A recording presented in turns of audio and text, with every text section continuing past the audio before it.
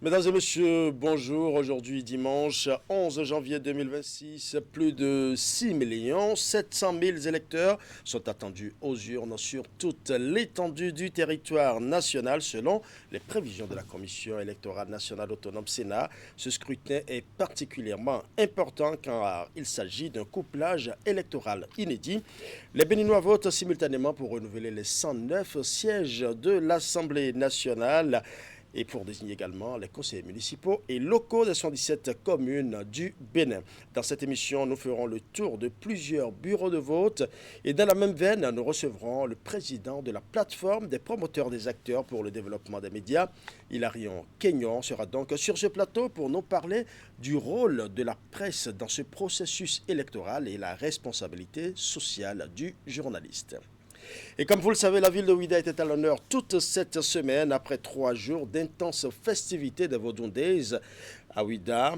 Je reçois dans le grand format de ce dimanche Teddy Gandigbe, il est journaliste culturel. Nous ferons ensemble le décryptage des moments forts des Vodun Days qui se sont achevés ce samedi 10 janvier 2026 à Ouidah.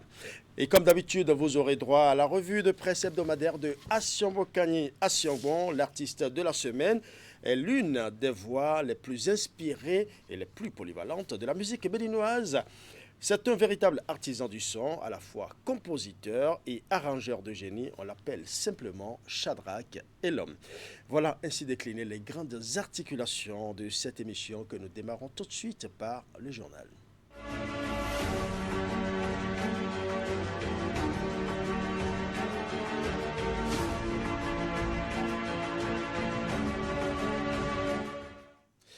Au sommaire de ce journal, plus de 6 700 000 électeurs sont attendus aux urnes sur toute l'étendue du territoire national selon les prévisions de la Commission électorale nationale autonome Sénat. Dans le journal, nous ferons un zoom sur le centre de vote du Collège d'enseignement général 1 de Malanville où l'honorable Salifou Issa et son fils Youssouf sont allés voter. Et toujours dans la partie septentrionale du Bénin, cette fois-ci dans le département de la Donga, nous allons retrouver l'honorable Abdul Malik Gomina qui a aussi accompli son devoir civique ce matin. C'était à Alpha Issa, des précisions dans un instant. Une autre personnalité qui a aussi accompli son devoir civique ce matin et dont nous parlerons dans ce journal, le président de l'Assemblée nationale, un vote suivi par nos correspondants. L'honorable Louis Vlavono a livré ses impressions à la presse après le vote. Mesdames et messieurs, voilà pour les titres à nouveau. Bonjour.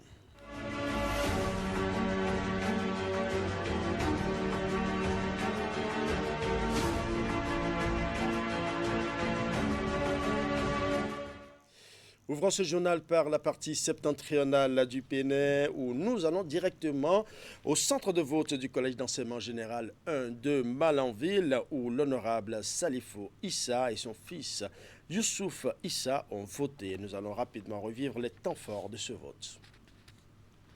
Aujourd'hui pour moi c'est un grand jour. Un grand jour où officiellement je passe la main à mon fils. Après une bonne campagne dans la première circonscription électorale, on vient de voter et je pense que nous avons toutes les chances que mon fils soit député. Et pour moi, c'est un grand jour. C'est un jour inoubliable. Après 22 ans du Parlement, si demain mon fils est à l'Assemblée nationale, j'aurai accompli ma mission vis-à-vis de la première circonscription électorale, vis-à-vis vraiment de mes électeurs et vis-à-vis des autorités, les premiers responsables du parti qui m'ont permis cette mutation. Alors pour moi, c'est un grand jour. On vient de voter, ça s'est bien passé. Il a voté, j'ai voté. Je remercie Dieu. Tout d'abord, je suis très heureux et très fier d'avoir pu voter aujourd'hui. Très honoré aussi du choix de mon père et du choix du parti. Vraiment content. Les impressions, ça s'est très bien passé. Une campagne très active, très vive. Très content de la campagne et très impatient des résultats.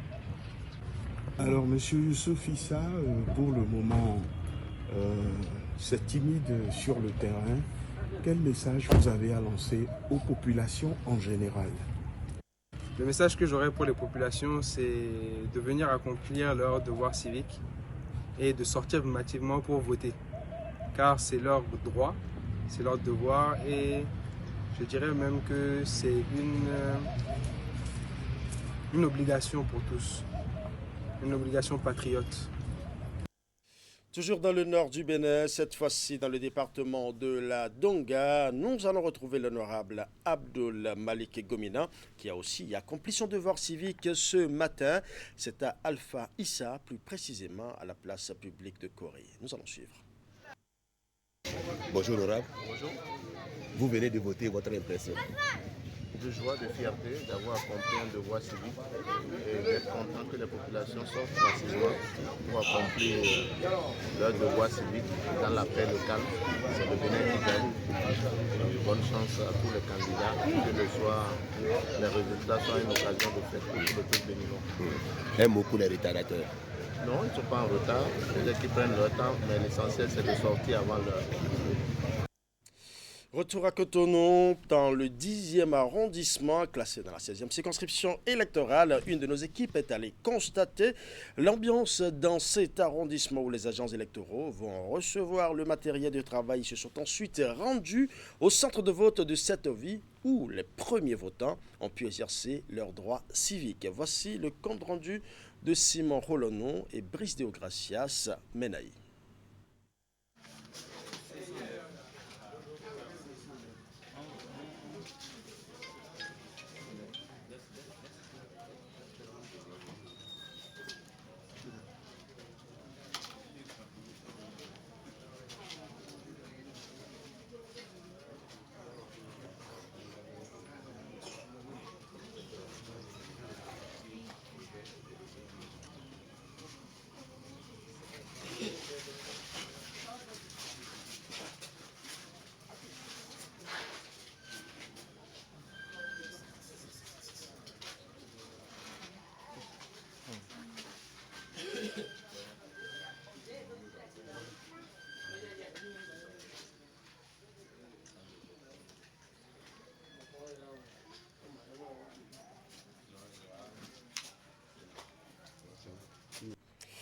Voilà, en lieu et place du vote au niveau des Zobo, vous avez suivi le vote du président de l'Assemblée nationale. Nous allons rapidement remonter le temps puisque il était déjà 7 heures quand les habitants de Glazoué étaient déjà dans les bureaux de vote. Nous avons rencontré le président d'un poste de vote qui s'est confié à nos reporters sur les procédures.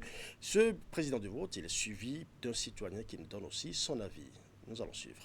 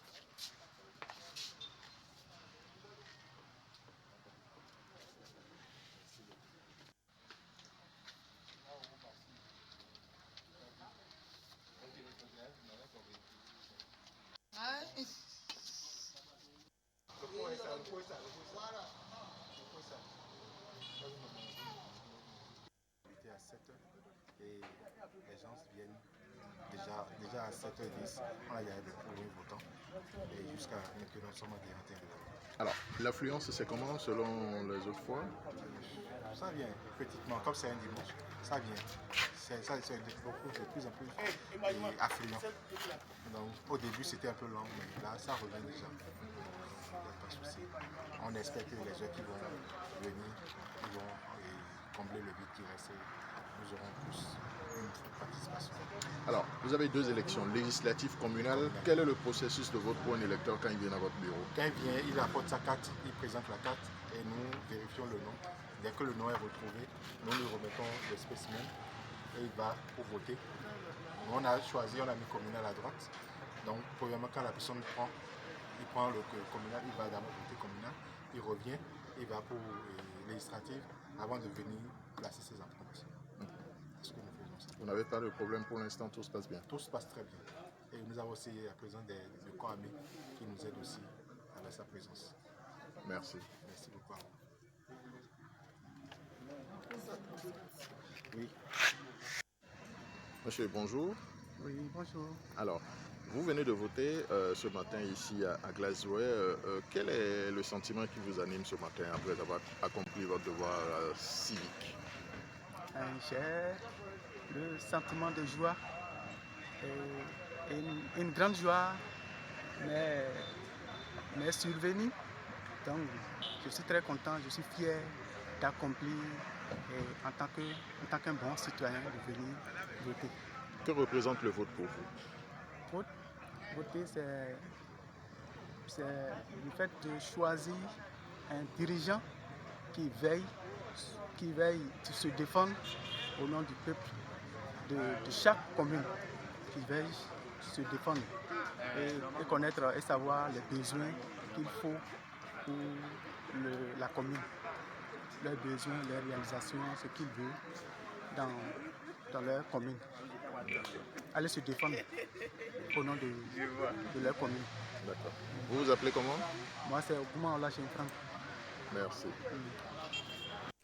Merci à vous, Rodriguez Zinogbe, pour ces précisions. Mesdames et messieurs, vous venez de suivre les premières images de vote à Glazoué. Et nous allons également parler de l'honorable Djamila Sabi Mohamed, qui a aussi effectué son vote ce dimanche. C'était à 10h au centre de vote de la Maison des Jeunes de Malanville. Je vous laisse suivre ses impressions. Madame. Bonjour, merci de vous présenter. Moi, c'est Djamila Sabi Mohamed à Barissi. Je suis députée à l'Assemblée nationale du Bénin. Oui. D'accord. Vous venez de faire votre vote ce matin. Alors, quelles sont vos impressions? Mes impressions sont très bonnes parce que j'ai confiance. Et il faut dire d'abord que tout se passe dans le calme ici à Malanville. C'est vrai que les gens tardent à sortir. On peut dire ça à cause de la matin et du fait qu'aujourd'hui, dimanche, les gens doivent aller à l'église. Mais j'ai quand même foi que la population, à travers tout ce que nous avons fait durant ces 2 semaines, la population sortira pour remplir leur devoir comme tout le monde, tout béninois. Et j'ai foi et nous allons y arriver. Votre message à l'endroit de la population, justement? Mon message à l'endroit de la population, je leur demande d'être vraiment très sereins. Et parce qu'aujourd'hui, nous sommes en train de remplir notre devoir. Et c'est le résultat issu des urnes qui prouvera quand même le travail qui a été fait. Et c'est ça qui va nous prouver quand même ce que la population veut, qui la population veut pour être leur représentant. Et c'est ça que les résultats sortis des urnes vont nous démontrer. Donc il n'y a pas à se bousculer, il n'y a pas à se chamailler. Et tout se fera dans la transparence. Avec toutes les dispositions que nous avons prises, nous souhaitons vraiment que tout se fasse dans la transparence. C'est vrai qu'il y avait plus de peur que de mal, surtout que, vous savez, dans notre zone ici, il y avait tout ce qu'on dit en termes de sécurité et autres. Mais actuellement, on peut vous dire que tout se passe bien quand même dans la commune de Malanville. Merci bien. Merci.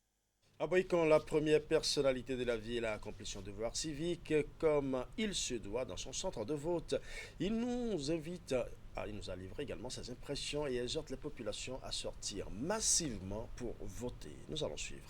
Nous avons commencé à temps, nous avons le premier votant a voté à 7h05.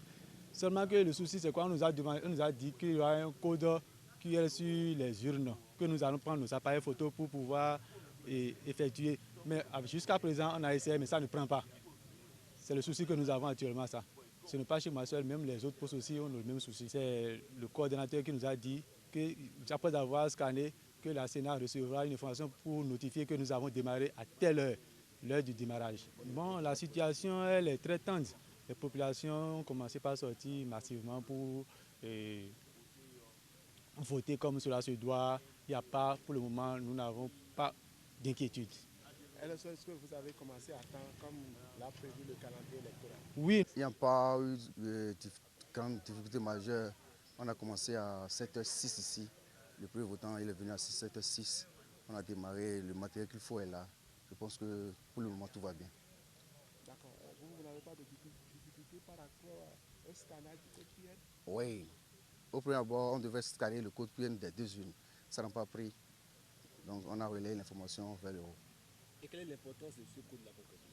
Parce que lors de la formation, on nous a fait signaler que dès que nous scannons le code, ça signale au niveau du Sénat l'heure à laquelle nous avons démarré le vote ici, l'heure d'ouverture de notre poste de vote. Et vous avez déjà signalé ça à votre hiérarchie? Oui, on a déjà relayé l'information. Et est-ce qu'ils vous ont proposé une alternative? Pas pour le moment, mais à ce que nous savons, c'est un peu général. On a consulté d'autres postes de vote. On nous a fait comprendre que pour eux aussi, ils ne sont pas pris. Vous êtes venu faire quoi ici aujourd'hui? Oui, je suis venu faire un vote pour la nation. Et pourquoi? C'est pour la bonne marche de mon pays. Est-ce que vous avez un appel à lancer à tous ceux qui sont à la maison? Je demande à tous ceux qui sont à la maison, je leur demande clémence, ceux qui sont à la maison, de vite venir faire leur devoir civique. Nous sommes là en attente des électeurs qui viennent petit à petit, comme aujourd'hui c'est dimanche. On les espère parce que sûrement ils sont à la messe et à la sortie, ils vont nous rejoindre. Est-ce que vous avez noté des difficultés? Difficultés, pas trop seulement. Au début, on avait eu des difficultés par rapport aux tables de banc, au dispositif bien sûr. Donc, en dehors de ça, je crois que tout va bien. Vous avez pu scanner le code comme il a été demandé? Oui, c'est fait. Ça nous a un peu dérangé au début, mais on a fini par le faire. Voilà, ce sont les premières images de vote à Boycon. Nous allons à présent parler du premier citoyen du Bénin, le président Patrice Talon. Il a été accueilli par une chaleur humaine à son arrivée au centre de vote. Le président de la République, comme vous le voyez, a également accompli son devoir civique ce matin. Patrice Talon a voté, comme d'habitude à l'accoutumée, à l'école primaire publique de Charles Guillot de Zongo à Cotonou. Vous aurez plus d'amples informations sur son vote dans nos prochaines éditions. Je l'annonçais il y a quelques minutes, dans le 10e arrondissement de Cotonou, classé dans la 16e circonscription électorale, une de nos équipes est allée constater l'ambiance dans cet arrondissement où les agents électoraux vont recevoir le matériel de travail. Ils se sont ensuite rendus au centre de vote de cette ville où les premiers votants ont pu exercer leur devoir civique. Nous allons suivre le compte rendu de Déogracias Menaï.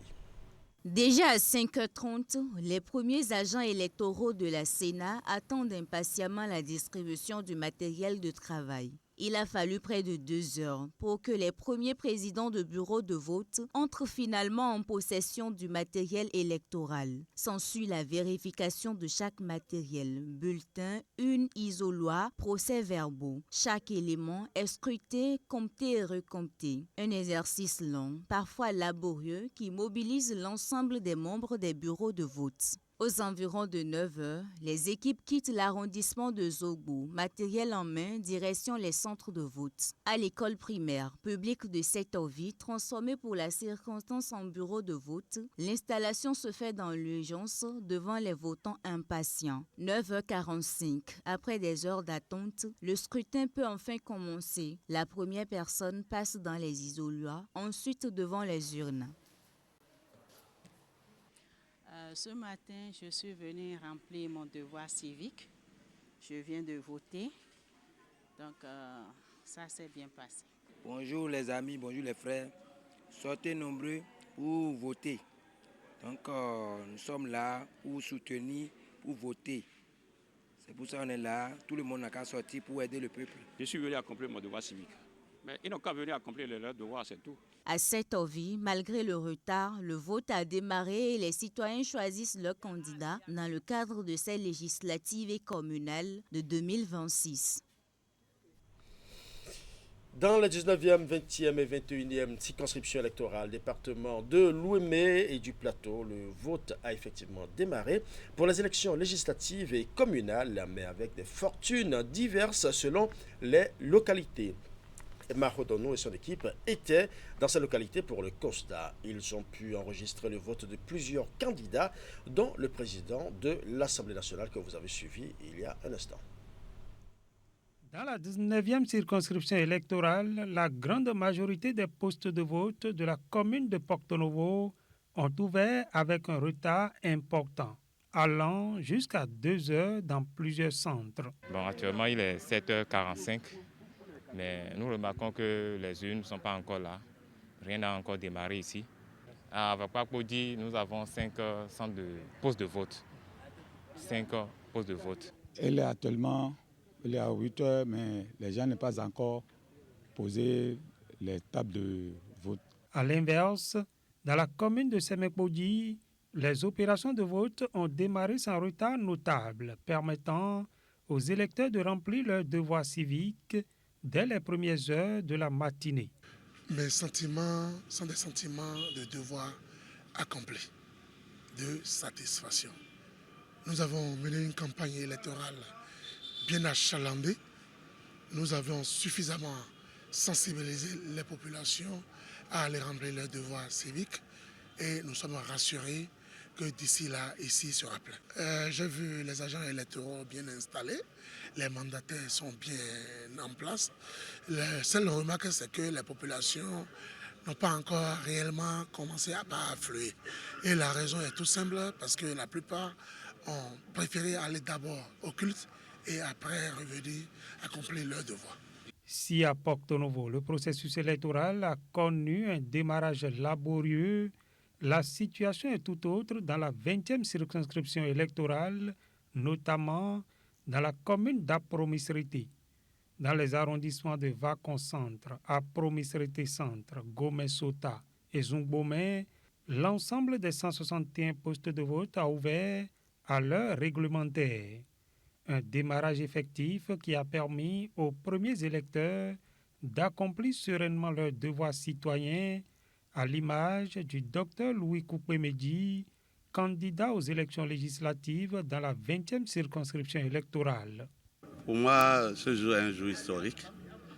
Comme vous le savez, c'est la première fois que notre nation organise des élections générales. Et pour ce qui me concerne, c'est ma première participation en tant que candidat à une élection législative dans notre pays. Et je voudrais rendre grâce à Dieu pour cela. Pour ce qui concerne mes sentiments, je dois dire que c'est un sentiment de grande fierté citoyenne pour moi de prendre part à ces élections. Et ensuite, je voudrais remercier et saluer l'organisation de ce scrutin par la Sénat. Enfin, je voudrais formuler le vœu que ce processus démocratique se poursuive dans la paix et la sérénité et que le vote se déroule dans le calme sur toute l'étendue du territoire national pour qu'une fois encore, notre nation puisse démontrer que nous sommes une grande nation et fière. Même constat dans la 21e circonscription électorale, précisément dans la commune d'Ifaï. Ici également, le processus électoral a démarré à l'heure prévue.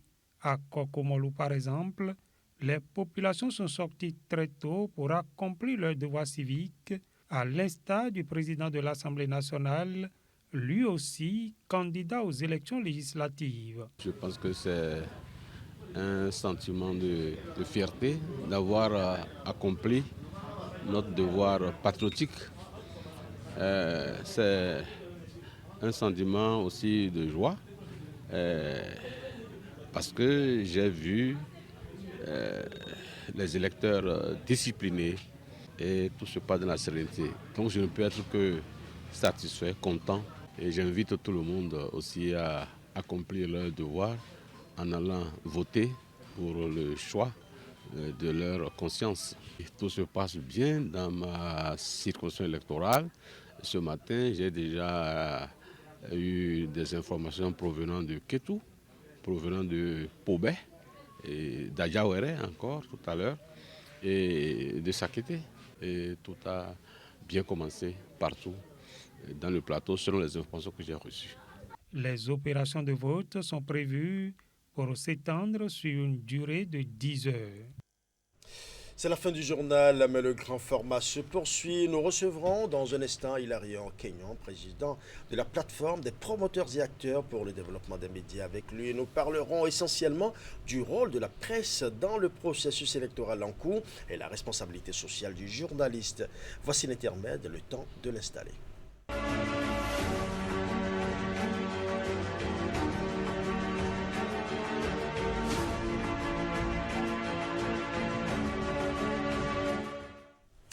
Hilarion Kenyon, bonjour. Bonjour Yorish. Merci d'avoir accepté notre invitation. C'est moi. On dit souvent que la presse est le quatrième pouvoir. Quel rôle crucial joue-t-elle spécifiquement pour garantir la transparence des élections, surtout quand on prend le cas des élections générales de 2026? C'est vrai, il importe de dire que de par notre rôle, nous sommes appelés le quatrième pouvoir, parce que nous sommes la sentinelle de la démocratie, les chiens de garde de la société. Et donc, en tant que tel, nous sommes appelés à jouer un rôle crucial dans la transparence des élections. Le rôle qui est le nôtre, c'est de participer, comme je disais tantôt, à diffuser des informations vraies émanant de sources crédibles. Et dans ce sens, il faut qu'on fasse appel à notre sens poussé de responsabilité et de professionnalisme. Et donc, c'est le rôle qui est le nôtre dans le processus qui est en cours, dans tout processus électoral, pour nous permettre de contribuer un tant soit peu à la transparence dans le processus. Oui, c'est vrai qu'on parle de plus en plus de paix, de cohésion nationale. Comment la presse peut-elle véritablement contribuer, ou du moins s'aider à apaiser les tensions politiques et favoriser une cohésion nationale durant cette période électorale?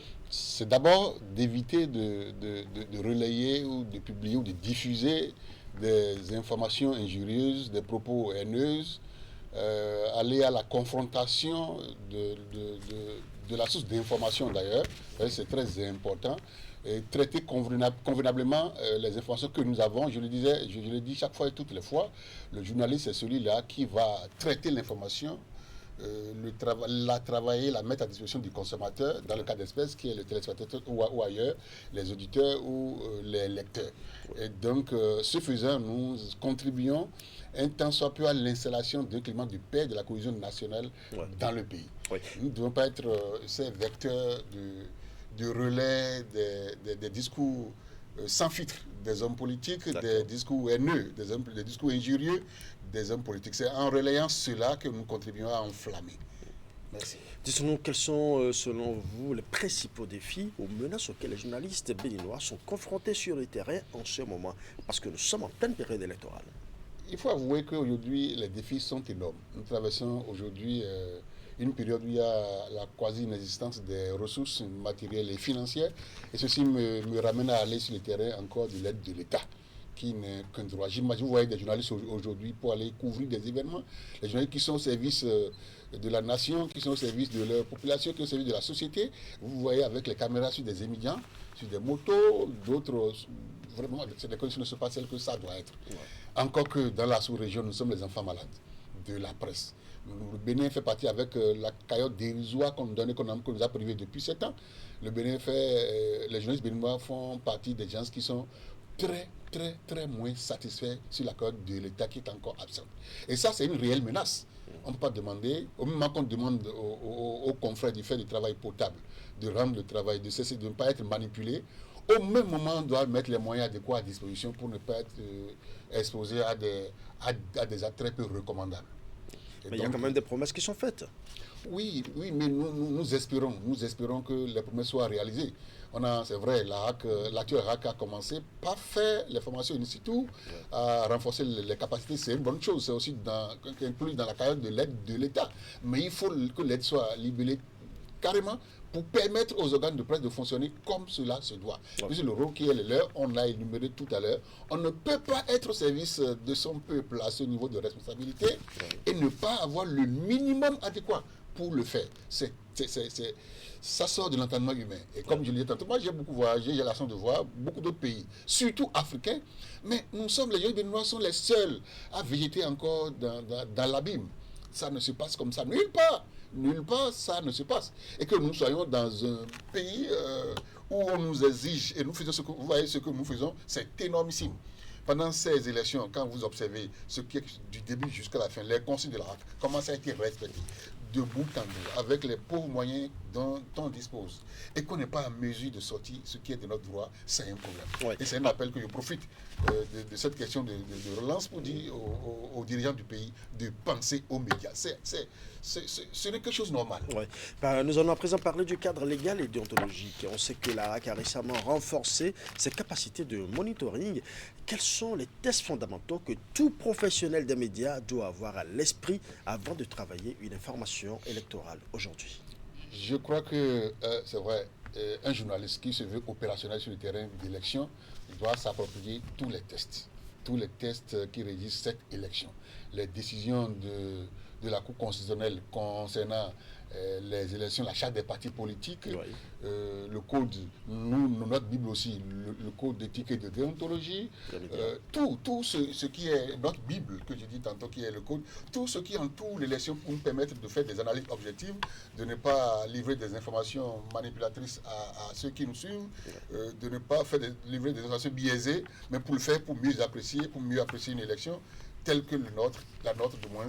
Il faut s'approprier de tous les tests qui régissent cette élection, du vote du code, le code électoral, le nouveau code, tout. Il doit s'en approprier. D'ailleurs, pour ça que la PADEM avait initié et fait l'atelier que nous avons tenu à Ganvier, plus précisément à Soava la dernière fois, le journaliste qui se fait opérationnel sur le terrain d'élection doit pouvoir s'approprier de tous les tests qui régissent cette élection-là. Ouais. On sait que l'accès équitable des partis politiques aux médias est une exigence légale. Nous avons vu les messages des partis politiques dans les médias tout au long de cette campagne électorale qui s'est achevée il y a quelques jours.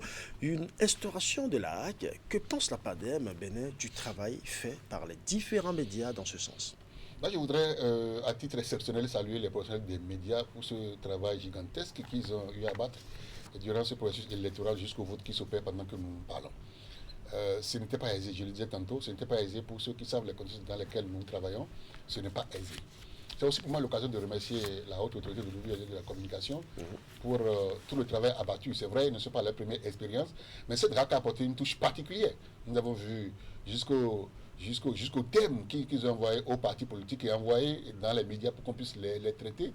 Et ils veillent, et la RAC du moins veille sur le contenu, l'emplacement. Et il y a un rapport quotidien que la RAC fait pour situer les identités de chaque acteur des médias qui sont impliqués dans ce processus. Je crois que on sent aujourd'hui beaucoup plus de responsabilité, beaucoup plus d'engagement par cette institution dans l'organisation des élections. Mais je profite pour lancer aussi un appel aux dirigeants pour qu'ils puissent renforcer la base, la cagnotte de la RAC dans ce domaine-là, parce que, bon... Le plaidoyer revient chaque fois. Ça revient chaque fois. Voilà.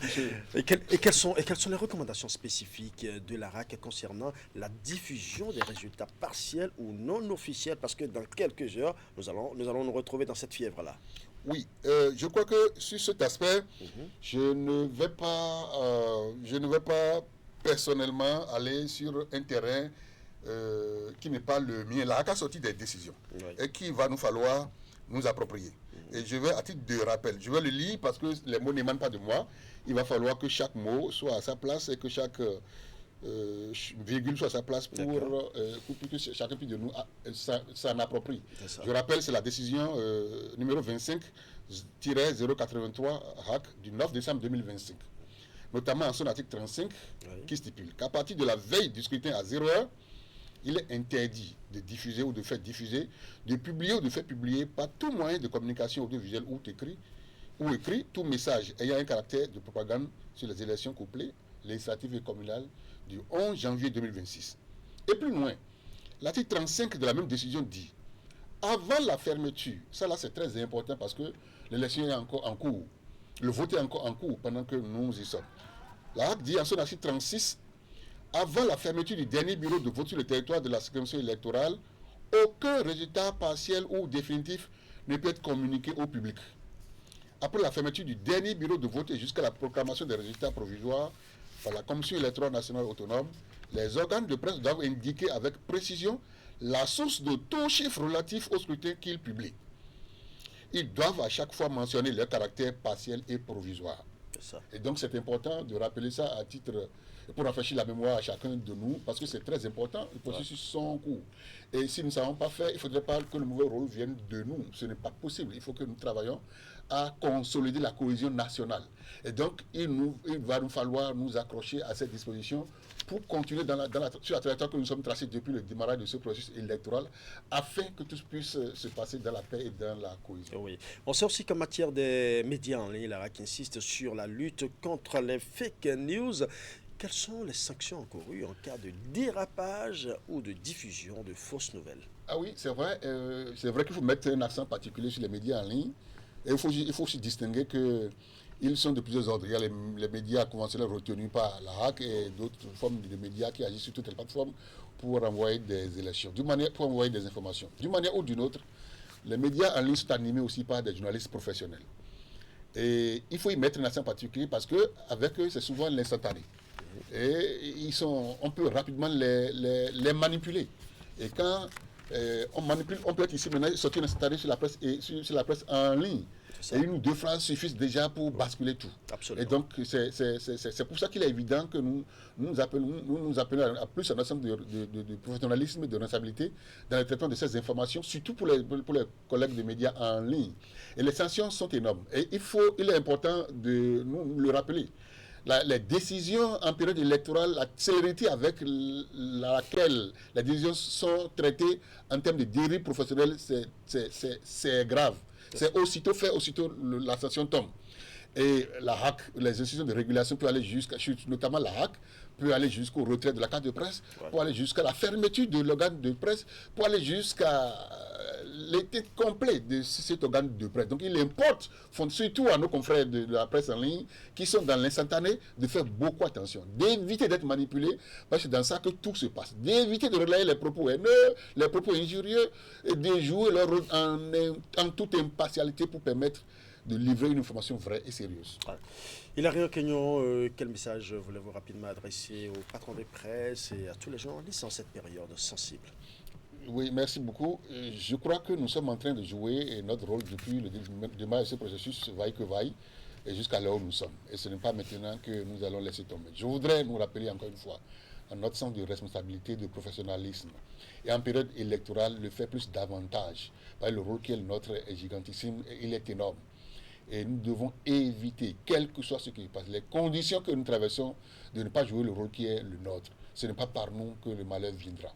Nous faisons l'effort, même si on croupit sous toutes les peines possibles, faisons l'effort d'être collés au professionnalisme, à notre sens de responsabilité, pour que, tel que nous avons commencé, nous puissions finir ce processus dans la quiétude totale. Merci à vous, Hilarien Kenyon. J'espère que vous avez voté.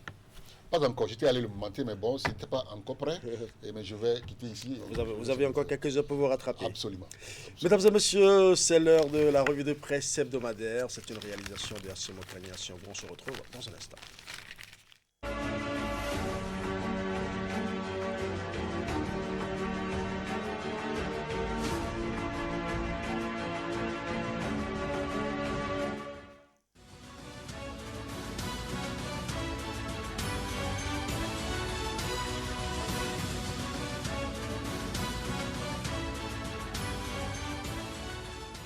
Mesdemoiselles, Mesdames et Messieurs, bonjour. C'est la revue de presse hebdomadaire. Fraternité notait, parlant des heures précédant les manifestations des Vaudondaises, que de la place Marot à la forêt sacrée, en passant par la place des enchères à la plage, jusqu'au temple des Pitons, Ouida est en pleine métamorphose. Les marteaux résonnent, les camions de sable défilent, les pinceaux redonnent vie au mur. Une vaste tente est déjà dressée à la place Marot pour accueillir les stands des restaurateurs. Et Info Matin qui écrivait quelques jours plus tard que les Vaudondaises s'ouvrent enfin, marquant le début d'une parenthèse hors du temps où la terre de nos ancêtres renoue avec sa splendeur et son mystère. Déjà, on sent dans l'air cette vibration particulière, un mélange de ferveur spirituelle et d'allégresse populaire. Ce n'est pas qu'un simple festival que nous nous apprêtons à vivre, c'est une immersion totale. Fraternité rapportait qu'à travers un message publié sur les réseaux sociaux, le président de la République, Patrice Talon, a lancé un appel solennel aux Béninois ainsi qu'aux visiteurs du monde entier, les invitant à prendre part à cette édition prévue du 8 au 10 janvier dans la cité historique de Ouidah. Le président de la République exprime également sa fierté de voir le vaudou longtemps méconnu ou caricaturé s'affirmer aujourd'hui comme un marqueur culturel fort, capable de rassembler, de rayonner bien au-delà des frontières nationales. Selon lui, ces journées constituent une occasion privilégiée de présenter au monde la richesse, la profondeur spirituelle et la splendeur de cette tradition, partie intégrante de l'identité béninoise. Dans un esprit d'ouverture et de communion, le chef de l'État adresse ses salutations aux festivaliers venus des 4 coins du globe, tout en invitant l'ensemble des citoyens béninois à se joindre à la célébration, qu'ils puissent faire le déplacement à Ouidah ou suivre l'événement à distance. Chacun est appelé à y participer par l'esprit et par le cœur. La presse du jour citait le chef de l'État qui déclarait « En cette circonstance, je suis heureux que le monde puisse apprécier à travers nos rites, danses, adeptes et cultes la richesse et la splendeur de notre tradition ancestrale qu'est le vaudou. Je souhaite la bienvenue à tous les festivaliers venus du monde entier pour cette célébration culturelle. J'invite tous mes concitoyens, d'où qu'ils soient et où qu'ils soient, à se joindre à cette célébration en se rendant dans la cité historique de Ouidah ou en étant connectés à elle par l'esprit et le cœur. Avant le démarrage des festivités de Vodou Days, le matinal rapportait déjà lundi qu'au lendemain des événements du 7 décembre 2025, marqués par une tentative de coup d'État unanimement condamnée, les dignitaires des religions endogènes de Ouidah sont montés au créneau à travers des rites et des prières organisées sur des sites emblématiques. Ils ont réaffirmé leur attachement à l'ordre constitutionnel et appelé à des élections apaisées, loin de toute tentation de violence. Le challenge renchérissait pour écrire que le samedi 3 janvier 2026, ces autorités traditionnelles et spirituelles ont organisé une série de prières, de rites et de libations sur 3 sites hautement symboliques de la cité historique. L'objectif était double, implorer la protection divine sur le chef de l'État, le président Patrice Talon, et appeler l'ensemble des acteurs politiques ainsi que la population à des élections apaisées dans un climat de respect mutuel et de responsabilité citoyenne. Dans la suite, le progrès voyait le Bénin qui assume un positionnement stratégique clair en faveur de la culture et du tourisme. À l'occasion des Vodou Days, le ministre du Tourisme, de la Culture et des Arts, Jean-Michel Abimbola, a dressé un bilan chiffré des investissements publics consentis dans ces secteurs au cours de la dernière décennie. Selon le ministre, l'État béninois a injecté des moyens sans précédent. Nous avons investi la bagatelle de 1250 milliards de francs CFA sur la décennie qui s'achève, a-t-il indiqué. Bénin Intelligent, pour sa part, pointait que le ministre délégué auprès du président de la République, Alain Fortuné Nouati, a présidé le lundi 5 janvier la cérémonie officielle de port des nouveaux attributs de général de corps d'armée à Fructueux Baguidi et de général de brigade à Dieudonné Tevoy Guiré à Cotonou, décidé en Conseil des ministres le 26 décembre 2025 par le président de la République, Patrice Talon. Leurs nominations interviennent dans un contexte sécuritaire marqué par des défis majeurs, notamment aux frontières nord du pays.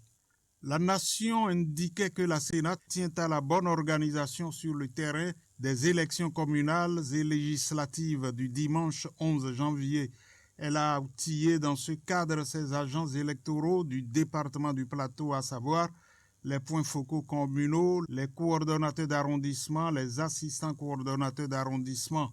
La formation s'est déroulée les 2 et 3 janvier pour les communes de Kétou et Pobé, les 4 et 5 janvier pour la commune de Sakété, les 6 et 7 janvier pour les agents électoraux d'Adjawéré et Ifani. La formation au niveau de Pobès à Kété-Ifani est assurée par François Tobalache, assistant du conseiller électoral de la Sénat, François Biola. Fin de la revue de presse hebdomadaire. Merci d'avoir été à l'écoute.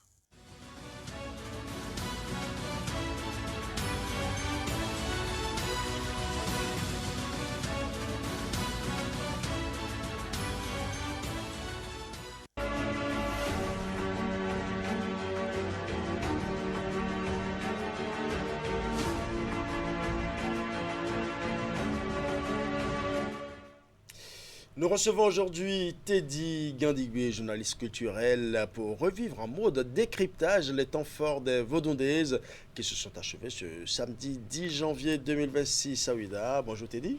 Bonjour Ulrich, bonjour à toutes les téléspectatrices et téléspectateurs de Canal 3 Bénin. Même si ce n'est pas trop tard, je dirais encore bonne fête des Vaudondaises. Heureuse année parce que voilà. Dites-moi, après 3 jours d'intenses festivités, quelle est votre première impression sur cette édition 2026 des Vaudondaises? Est-ce qu'on peut parler d'une édition de la maturité? Bien entendu, parce que les deux premières éditions ont fait office d'édition 0 et de double 0. Et puis après, cette édition, c'est-à-dire la troisième, est une vraie première édition selon les dires du ministre Jean-Michel Hervé. Vraies premières éditions. Bien sûr, les dires du ministre Jean-Michel Hervé Babalola Bimbola. Et donc, il faut retenir que, voilà, effectivement, c'est une édition de maturité parce que beaucoup de choses ont été améliorées dans plusieurs dimensions, je veux dire, dans la dimension logistique, dans la dimension de l'accueil des populations qui ont été sur place pour participer à la fête, dans le redimensionnement de l'espace, dans l'aménagement du territoire et tout. Tout a été modifié, tout a été revu et je pense que c'était quand même une très belle fête. L'édition de la maturité, comme vous le dites. Exactement. Voilà. Ouida a accueilli des milliers de visiteurs. Comment avez-vous jugé la logistique cette année, notamment en ce qui concerne les transports et surtout les villages de Vaudondaises? Je pense que les choses ont été repensées autrement et il a été mis à disposition des navettes, sinon de grands bus qui sont stationnés à l'entrée déjà de la ville de Ouida. Et donc, si vous êtes venu peut-être avec votre véhicule ou votre engin, vous n'allez pas pouvoir forcément rentrer dans la ville, au cœur de la ville, je veux dire, si vous n'avez pas le laisser passer. Ouais. Et donc, ces navettes-là ont été installées à dessein pour conduire tous ceux qui veulent aller quand même participer à la fête au cœur de la ville. Et à vous maintenant, une fois à l'intérieur de la ville, de faire votre déplacement comme vous le voulez pour pouvoir aller assister à toutes les manifestations qui sont organisées ça et là sur toutes les places aménagées à cet effet. Oui, on a également entendu quelques grincements de dents par rapport à la mobilité des festivaliers. Certains estiment que, à part le bus, les tricycles mis à disposition,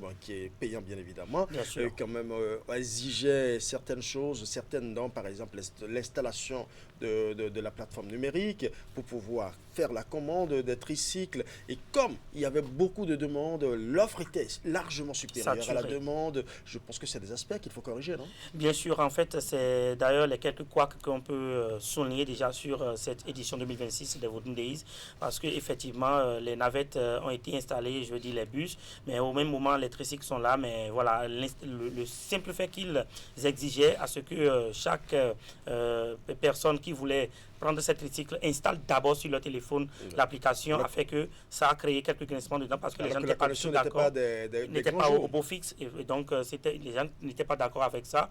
Ils avaient de difficultés à le faire parce que déjà la ligne est complètement saturée. Il y avait du monde qui veut vraiment se déplacer mais ils ne pourraient pas parce qu'ils n'arrivaient pas à installer l'application. Mais moi je ne sais pas exactement ce qui a été le réel motif de cette exigence. Moi je ne le sais pas parce que est-ce que quelqu'un qui veut se déplacer à l'intérieur d'une ville, alors que vous avez mis à disposition des tricycles, était obligé d'installer votre application avant de prendre votre tricycle? C'est là les mal donnent notés. C'est pour pouvoir maîtriser le flux et peut-être c'est pour des raisons statistiques aussi. Ça c'est vrai aussi. Je suis sûr que c'est pour ça donc justement certainement que les organisateurs vont saisi. Véritablement capitaliser tout ceci et améliorer le transport à travers la ville de Ouida pour les prochaines éditions.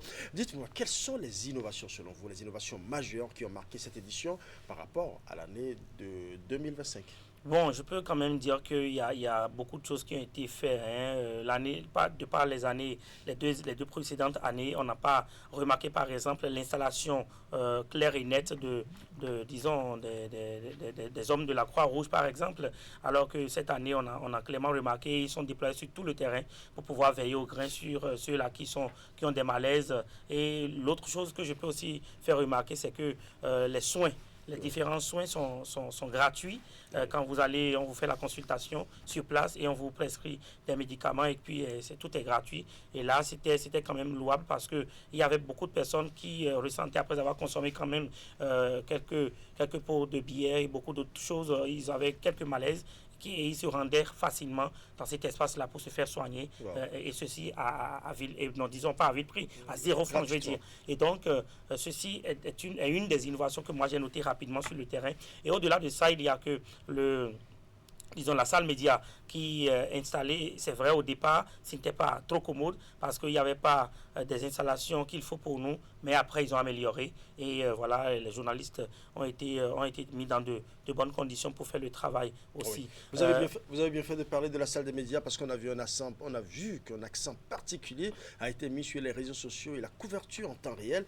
Quel rôle la presse numérique a-t-elle véritablement joué dans le rayonnement de l'événement de cette année? Au fur et à mesure que les manifestations se passaient, je pense que cela se relayait sur les réseaux sociaux, et tous les journalistes ou les créateurs de contenu qui étaient appelés à faire ce travail étaient quand même concentrés dans un espace où ils sont en contact l'un avec l'autre, ils discutent et pour définir peut-être l'angle ou ce qu'ils doivent envoyer sur les réseaux sociaux. Et je pense que ça a fait que on n'a pas, par exemple, eu l'occasion d'observer des actes malsains qui quand même ont eu lieu sur le terrain. On n'a pas eu droit à ça sur les réseaux sociaux parce que ce n'est pas bon pour l'image de l'événement. Et donc, ils ont veillé à tout ça. Ils ont filtré les informations au fur et à mesure que les choses se passaient et ils ont passé les bonnes informations pour ceux-là qui ont envie d'avoir quand même... Surtout ceux qui sont à l'extérieur. Voilà, pour ceux qui veulent savoir un peu plus sur ce qui se passe sur place à Ouidah. Oui.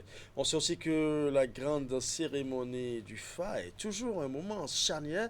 Dites-moi, quel message principal l'oracle a-t-il révélé pour le Bénin en 2026? Parce que tous les Béninois attendaient justement cet événement, surtout cette séquence des Vodun Days. Bien sûr, c'est une des pages majeures de l'événement, la consultation du TOFA, et cela a été fait bien sûr en présence du chef de l'État et de son épouse, ainsi que d'autres responsables politico-administratifs. Et dans le même temps, il y a l'ancien président, le président Nicéphore Dieudonné Soglo, qui était également là. Et donc ça a créé tout un engouement autour des prêtres et prêtresses vaudons qui étaient sur scène, qui ont d'ailleurs donné de l'harmonie à la fête en chant, en danse et en chorégraphie. Et puis après, la consultation a eu lieu. À l'issue de cette consultation, on peut retenir que le signe qui était tombé était le signe Lososa. Lososa. Et donc, ce signe révélait tout simplement que le Bénin a, selon ce que... selon l'interprétation des prêtres. Voilà, selon ce que les interprètes ont dit, c'est que ce signe porte bonheur au pays pour l'année 2026. Et dans le même temps, c'est un signe qui appelle à la prospérité, je veux dire. Et il faut quand même aussi retenir que le même signe révèle qu'il faut faire un peu attention parce que le ça, en vrai, c'est le minonant. Et le minonant, ça protège d'abord, mais après, il y a aussi des incidents qu'on peut noter par endroit quand on ne fait pas attention, quand on n'est pas prudent. Et donc, il faut retenir que pour l'année 2026, il y a le professeur Kakoumaouyon qui soulignait que ce signe disait que si quelqu'un entend, si l'oiseau urticant entend consommer, disons, le ver qu'on appelle à l'arassa, on le connaît, il faut que cet oiseau mette de métal à ses becs pour pouvoir le faire. Un peu pour dire que voilà, ce qui se trame au plan politique et tout ce que nous sommes en train d'observer, celui qui est en train de venir et qui va remplacer bien sûr l'actuel chef de l'État est encore plus fort que celui qui est en train de partir. Donc bien que le verre soit petit... Et donc il ne faut pas considérer qu'il est petit, il faut le considérer et savoir qu'il est venu aussi avec une force et que c'est dans le destin qu'il est déjà président avant d'aller briguer disons, cette mandature-là. Oui. Vaudondès toujours, c'était aussi des démonstrations de Zangbetoro, Egungun, Sakpata, Koku et Ronvet au cœur de la ville. Comment les couvents se sont-ils préparés pour ce niveau de prestation qui a été beaucoup apprécié par les touristes? Là, je pense qu'on a eu droit à de très très jolis tableaux parce que moi j'ai fait les 3 jours là-bas. J'ai fait hier, je suis rentré à 3 h du matin. J'ai fait les 3 jours de façon pleine et il faut dire clairement que lorsque nous avons sillonné la ville, on a eu droit à de très jolis tableaux de la part de ces couvents-là, notamment du couvent Egungun qui a joué à la place Maro comme d'habitude, avec beaucoup de foule où les gens se sont défoulés sans incident aucune, et donc aucun du moins, autant pour moi. Et donc il faut retenir que ce soit les échassiers, les Bodigege, les Kaleta, les Egungun, en tout cas il y avait eu quand même de spectacles d'attraction assez élevés, hein, avec de très belles couleurs. Sans oublier les majestueuses danses dans les couvents, exactement. Sakpata, Ronvet et autres, exactement. les cocos, cocos, voilà. Tout cela était sur scène et avait donné de très beaux spectacles aux populations. Et les gens ont apprécié quand même parce que on remarquait clairement qu'ils étaient tenus en haleine et ils observaient tout ce qui se passait et c'était joli, ils applaudissaient, ils le signalaient par leur hurlement et tout ce qu'il y a autour. Donc je pense que cette fête quand même avec ces différents couvents a été très belle. C'est la diversité dans la richesse culturelle. Voilà, c'était beau.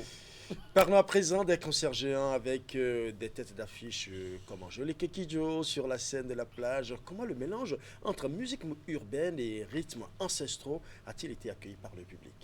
Je pense que ce monde fou qui était rassemblé sur la plage, notamment à côté de la porte du non-retour, qui a été complètement aménagé ou réaménagé, si je peux le dire ainsi, ils ont eu de l'engouement à suivre les différents spectacles donnés par les différentes stars qu'on a invitées sur la fête, notamment Angélique Kidjo, notre diva nationale, et Mewe, Frédéric Ewi Mewe, qui était également là pour donner un joli spectacle au public. Qui ont mis C'était tout simplement beau, on ne va pas dire plus, parce que la population s'était sentie intéressée par ce qui se passait sur la scène.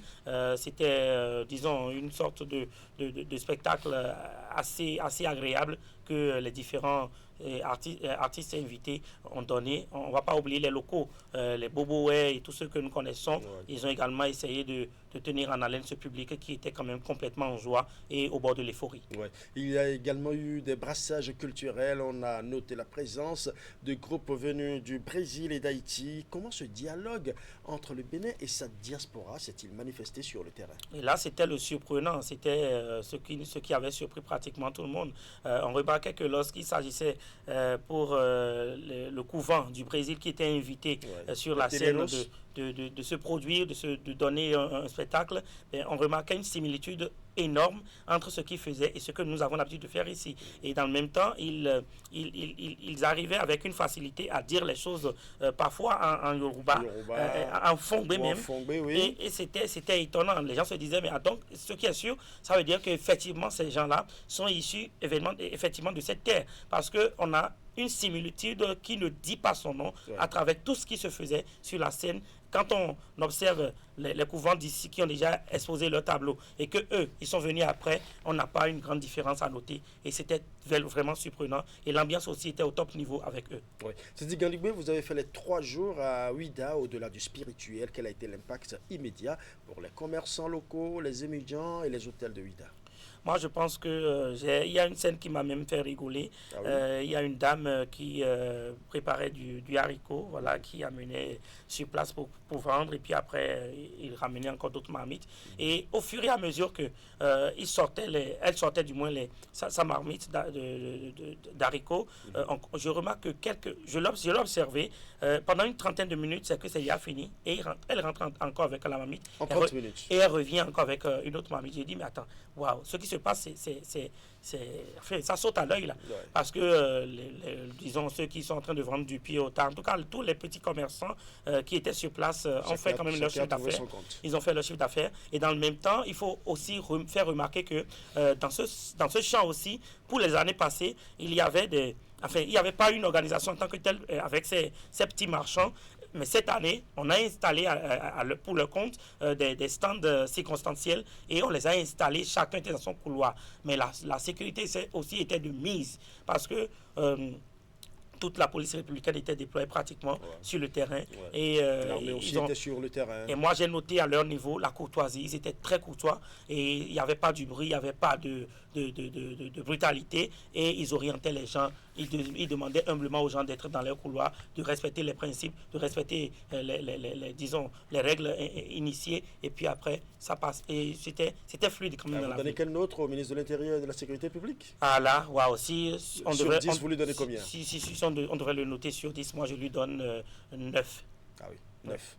On sait que le Bénin se positionne comme la capitale mondiale du sacré. Selon vous, ce pari est-il désormais gagné sur la scène touristique internationale? Je le pense bien parce que désormais, les Vodun Days, pour ce que nous avons vu sur les 3 éditions et sur cette première vraie édition, les Vodun Days transforment carrément le Bénin en un carrefour, en un gigantesque carrefour de la célébration de la culture africaine.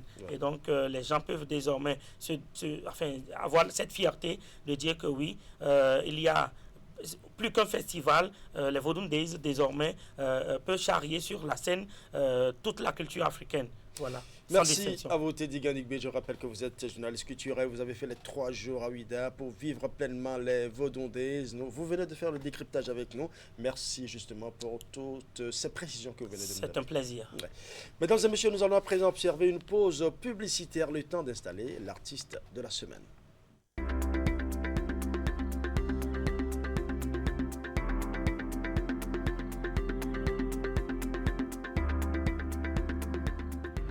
Sur nos plateaux, les débats reposent sur le respect mutuel et la neutralité. Nous veillons à ce que les échanges restent axés sur les projets et les idées. Pas d'attaques personnelles et des discours de haine. Un média responsable, c'est un gage de confiance pour les citoyens. En période électorale, notre mission est d'informer avec rigueur, de veiller à un accès équitable à tous à l'espace médiatique et de garantir à chaque candidat une juste représentation. Un débat responsable, c'est la promesse d'élections apaisées. Le débat électoral doit pouvoir être une tribune d'idées. Faisons des débats sur les médias, un outil de paix, de transparence et de cohésion nationale. Notre rôle, c'est d'éclairer les électeurs avec professionnalisme et impartialité afin que chacun vote en toute conscience. Donner la parole à tous dans l'équité et la responsabilité, voilà le sens de notre engagement en période électorale.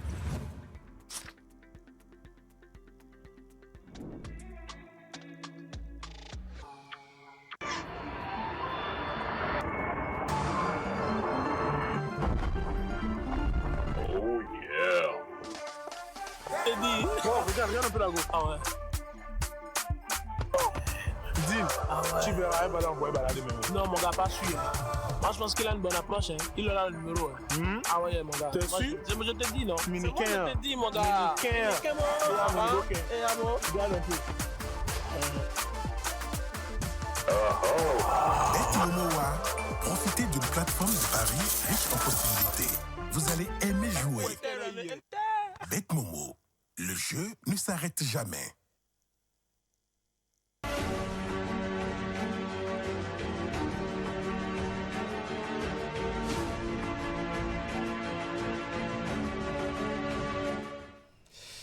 L'artiste que nous recevons ce dimanche est l'une des voix les plus inspirées, les plus polyvalentes de la scène musicale béninoise.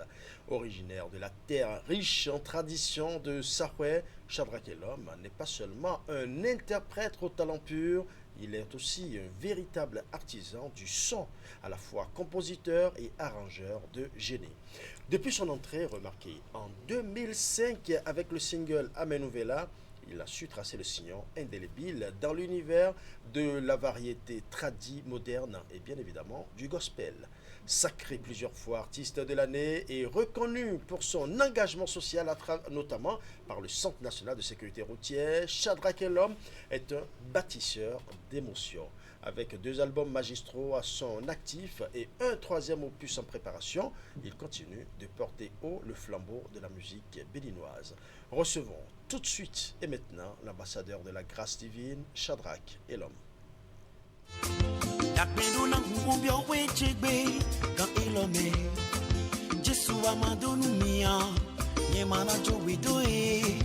Jesu amadonu mia, nemana jowido. Jesu amadonu mia, nemana jowido. Jesu amadonu mia, nemana jowido. Oya, ebidona uwoda kwechebe, kwelame. Ebidona uwoda kwechebe, kwelame. Jesu, Jesu amadonu mia, nemana jowido. Jesu amadonu mia, nemana jowido. Jesu, Jesu amadonu mia, nemana jowido. Jesu amadonu mia, nemana jowido.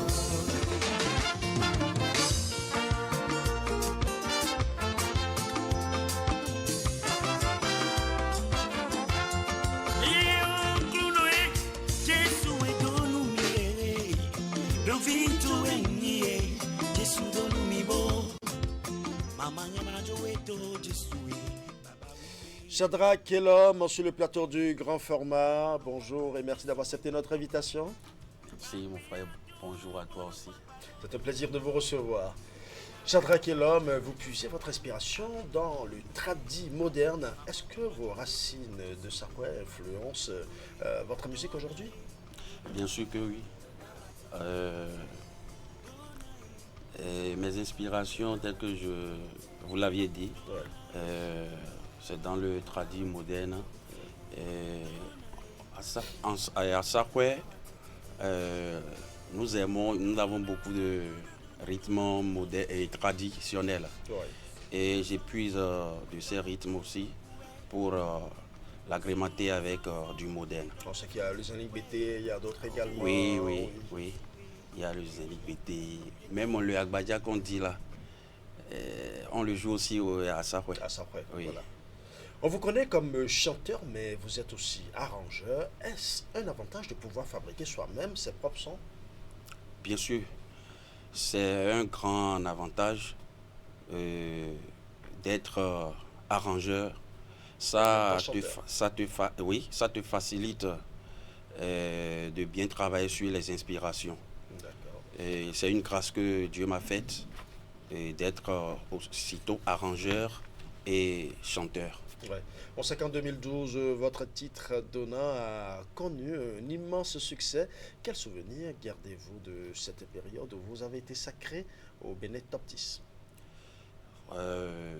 Donna, qui d'abord m'a été confié par Dieu même, parce que cette inspiration que j'avais reçue dans le temps, ça m'a vraiment surprise. À sa sortie, le public l'a reçu, l'a pris, a aimé. Et même bien avant que je ne sorte Donna sur mon album en 2012, Donna passait déjà. Et c'est suite à ça on m'a nommé meilleur artiste de l'année en 2012. C'est avec le single, pas avec l'album. À Béné Top 10 en son temps. Ça a été vraiment une fierté pour moi, ça a été une joie pour moi, une surprise d'ailleurs, et que ce morceau a pris son envol de la sorte. Ouais, pour rappel, c'est le morceau de Donna que nous venons de suivre justement en guise d'introduction de l'artiste. Et qu'est-ce qui vous a motivé à sortir ce son? Parce que là, on parle beaucoup plus de grâce. Et là, vous insistez sur la grâce que vous devez avoir cette année. Vraiment, tel que je l'ai, la manière dont j'ai reçu Donna, pour moi-même, ça m'a surpris. J'étais de retour d'une répétition quand j'étais en circulation. Aussitôt, la chanson m'a tapé par la tête. Et en circulation, je chantais Donna et Donna, Donna, otitidinte, Donna et Donna. Et en ce moment, j'étais dans une situation pas possible, ça n'allait pas. Et laissez-moi vous dire que je ne me suis pas assis pour écrire cette inspiration. C'est venu comme ça et c'est le Saint-Esprit même qui me l'a introduit. Et ça me fait vraiment du bien, ce morceau. Et jusqu'à ce jour, je ne cesse d'épuiser les bénédictions liées à ce chant. Ouais. On sait que votre deuxième album comptait 36 titres, un chiffre impressionnant quand même. Quelle était l'idée derrière une œuvre aussi généreuse? Mon deuxième album qui comporte 36 titres est un album de grâce. Et d'ailleurs, le titre Grâce divine. Oui. J'étais en studio quand j'enregistrais les chants. Je travaillais sur les chants. Et j'avais l'embarras de choix des titres. Et je doutais de comment faire pour mettre les titres. Et en ce temps, je voulais sortir un seul CD. D'accord. Mais j'ai reçu l'inspiration de ne laisser aucun chant en radio. Merci. Et de là, j'ai demandé comment faire pour sortir. Et quand j'ai fait le compte, le point, j'ai remarqué que c'est 36 titres. Wow. Et c'était vraiment bizarre pour moi de sortir les 36 titres. Donc j'ai réparti les sons sur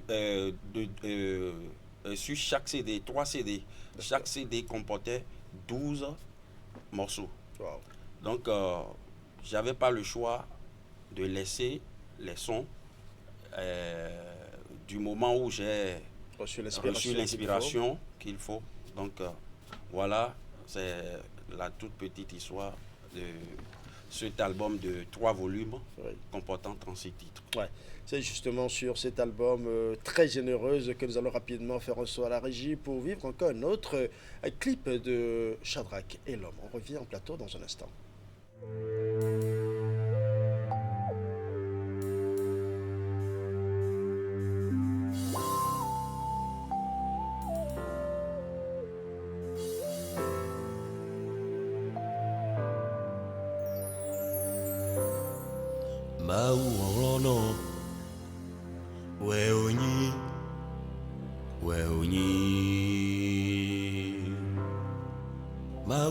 Zeteno, weonyi,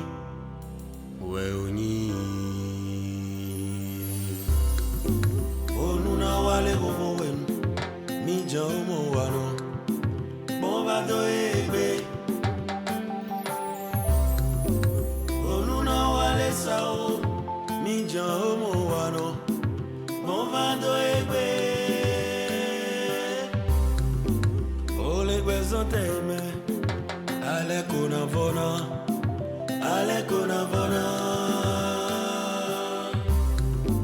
Nankole akonto eme Ojino dio No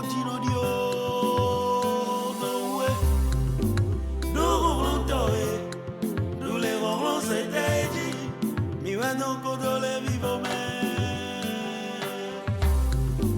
Ma oubli Ma wafi ko sok bezante inawe ole owe ko botron yoyo bole vivo me ko dekbenawe. Shadrach et l'homme, Maou Hourlonon, c'est le clip que vous venez de suivre. Apparemment, c'est en Sarway, je crois. Oui, c'est en Sarway. Maou Hourlonon. Ouais. Maou Hourlonon qui veut dire Dieu tout-puissant. Dieu tout-puissant. Oui. Et pourquoi véritablement chanter en Sarway? Puisque tous les Béninois ne comprennent pas Sarway. Franchement, vraiment, j'ai reçu cette inspiration en français. Mais il va falloir que je marque mon identité. Ah oui, fais une petite promotion. Oui, pour ma langue. Pour votre localité surtout d'abord. Ma localité, merci. Oui. Ma localité.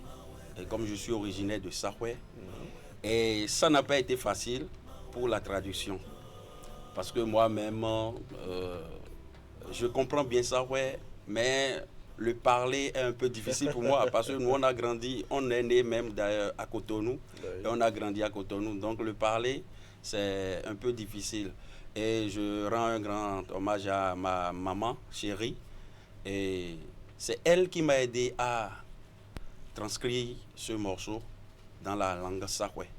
C'est le moment d'aller renforcer justement votre culture en Sarway. Hein. Voilà. Vous avez collaboré avec des grands noms comme Gildas Zissou ou Maman Jeanne Viegbe. Et que vous ont rapporté ces échanges sur le plan artistique? Ça a été une bonne collaboration pour moi. Et ça m'a donné une très belle expérience. Une très belle expérience. Gildas Zissou, c'est un frère que j'aime beaucoup. Et Maman Viegbe, c'est une maman que j'aime aussi beaucoup. J'aime presque la majorité, mais on ne peut pas rester ici et citer tout ça là à cause du temps que nous avons. J'ai gagné beaucoup tout en collaborant avec ces chantres que vous avez cités. Ouais. On sait qu'en 2020, vous avez remporté le prix de la meilleure chanson de sensibilisation au code de la route. Est-ce important pour vous qu'un artiste soit aussi un éducateur? Surtout sur le plan sécurité routière. Bien vrai. C'est très important pour moi. L'artiste, c'est un canal. C'est un canal de transmission pour sensibiliser, pour enseigner, pour éduquer, pour conseiller et tout. Donc, par rapport à ce prix que j'avais reçu concernant la CNC, qu'avait organisé la CNCR, oui, et je porte, je véhicule vraiment, et du moins, je sensibilise le peuple à vraiment faire doucement en circulation, dans la circulation et à éviter de prendre des appels au volant et faire doucement pour que les accidents diminuent. C'est sur ce titre-là que le titre Zondédé, c'est Zondédé, que la CNCR a jugé bon de me primer, de me sélectionner comme premier lauréat. Ouais. Un bel encouragement du Centre national de sécurité routière justement pour aider les artistes à mieux sensibiliser les populations. Nous allons suivre un autre clip, mais ce ne sera pas Zondédé, vous allez le découvrir tout de suite.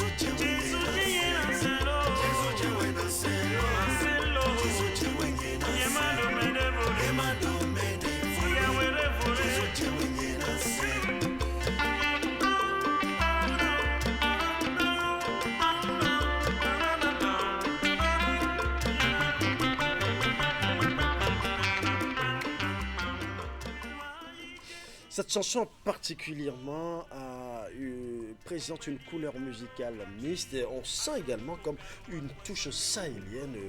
D'où vient cette inspiration?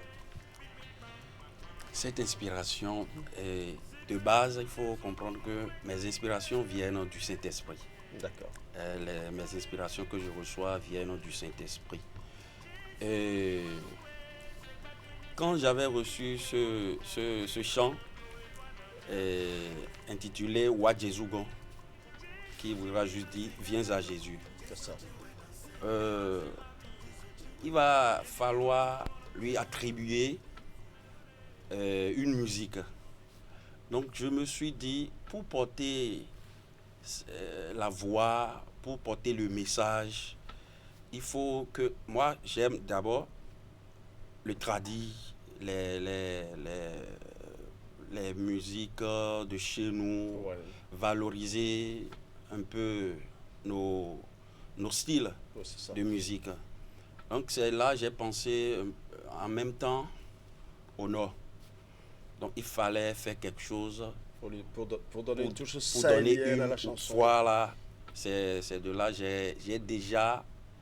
j'avais déjà finalisé le chant sans mettre cette touche et j'ai dû reprendre.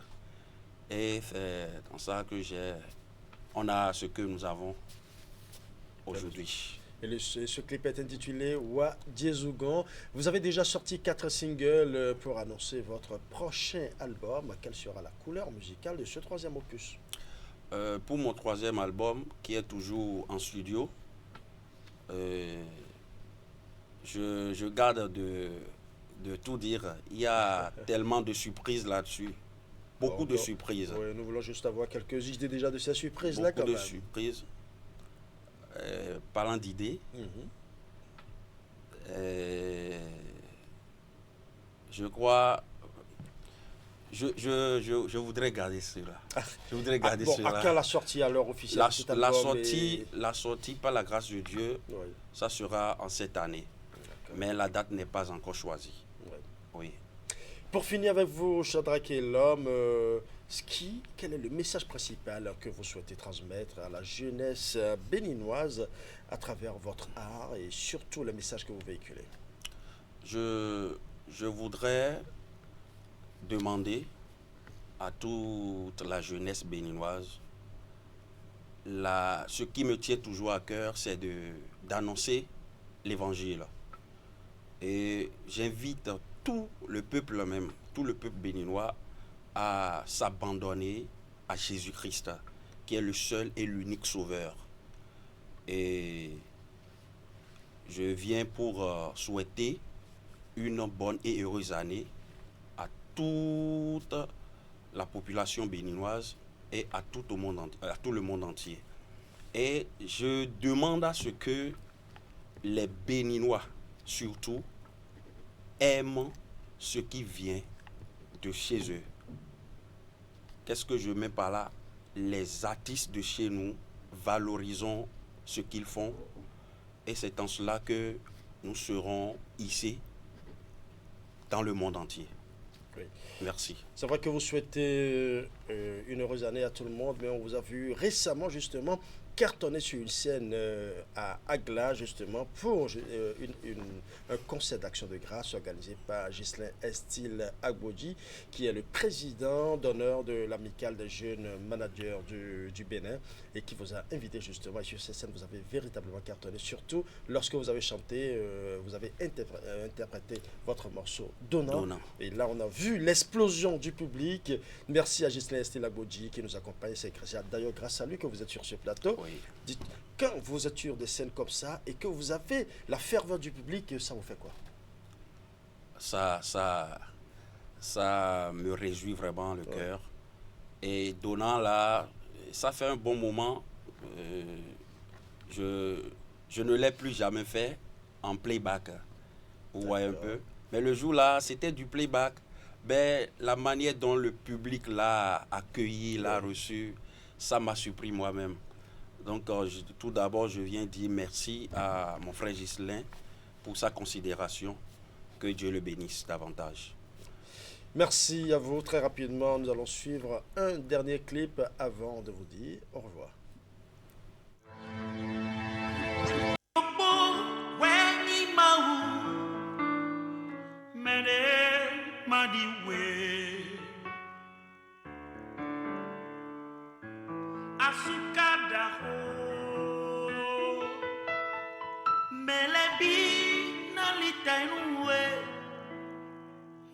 Mavo miton susulabi wajawe